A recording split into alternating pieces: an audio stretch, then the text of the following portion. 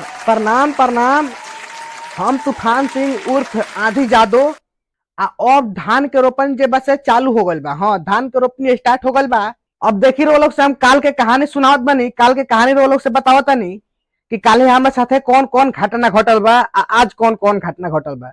जब हम गईनी ह खेत में ले लगवावे धान रोपे खातिर, तो गलती से हम अपन पटीदार दोगला यादव के खेत में पानी चलवा के लेव लगवा देनी। जब हम पानी चलवा के धान रोपवाए खातिर लेव लगवा देनी हो, तो अब हमरा याद पड़ल कि जा ई तो दोगला यादव के खेत हो। अब हमरा से गलती हो गल बा। तब ऐनी हम घरे आ गईनी अपना दोगला यादव मतलब अपन पटीदार के घरे पैसा मांगे खातिर लेव के आ पानी के।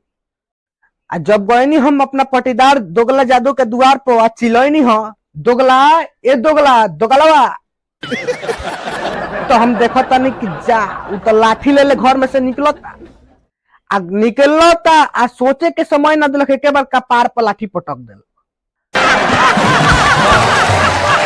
जब कपार पर लाठी पटक दिलक तो कपार तो हमार फाट गई। अब हमार पारा गरम भइल हो, तो हम कहा चुपचाप रहे वाला। उ लाठी पटकले तो हम खड़े नु गिर गनी उनकरा गोड़ पर। हमार पटीदार दोगला यादव ना हमरा के मारल छोड़स, ना हम उनकर गोड़ छोड़ी। मारत रहस, हम गोड़ धइले रही।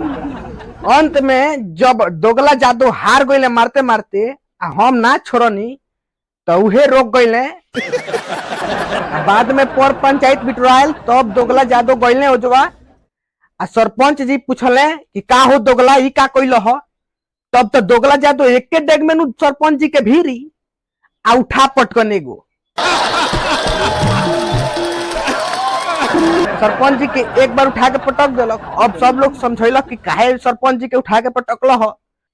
तब कहता है दोगला यादव कि उ हमरा के दोगला काहे कहलक हो। तो लोग समझैलक बुझैलक आ बतैलक उनकरा के कि यारे मर्दवा तोहरे नाम दोगला हो। तब उनकर भटक खुलल, दिमाग खुलल कि जा हमार नाम दोगला हो, लोग दोगला कहत तो हम ओकरा के मारे लागतानी। ई कितना बड़का गलती करतानी हम। तो बाद में उहे पर पंचायत भइल आ दोगला यादव के ओजवा 4 बार 5 बार उठ बैठ कैलक लोग आ हमार लेव के रुपया ना दिले हैं। तो अंत में जाके हम उ गाड़ी देनी है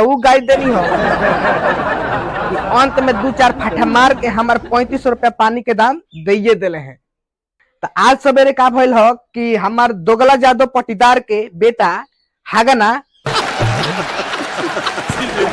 आके हमारा द्वार पर झाड़ा फिर दिलक। तो हम कहाँ पीछे हटे वाला बानी, हम अपने छोटका बेटा के भेज के उनकर आंगना में झाड़ा फिरवा देली।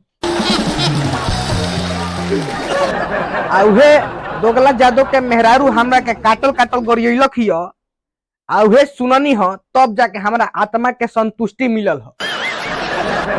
माने हम जब तक दूगो गाड़ी बात ना सुनेनी तब तक हमरा चैन ना मिलेला। तनको चैन ना मिलेला, एकदम बुझाला कि हमर का भुलाइल बा। तो बात इहे बा कि बिना मतलब कि हम झगड़ा करत रहिले, जैसे ना तैसे अपना पटीदार लोग से लड़त रही। बाकी वीडियो अच्छा लगल होखे तो लाइक कर दियो लोगन, अपन दोस्त भी शेयर कर दियो लोगन, आ कोनो सुझाव दे कोई तो कमेंट कर दियो लोगन। आ ऐसा वीडियो देखे के चाहता लोगन तो बर्बादी से चैनल के सब्सक्राइब कर लियो लोगन। प्रणाम।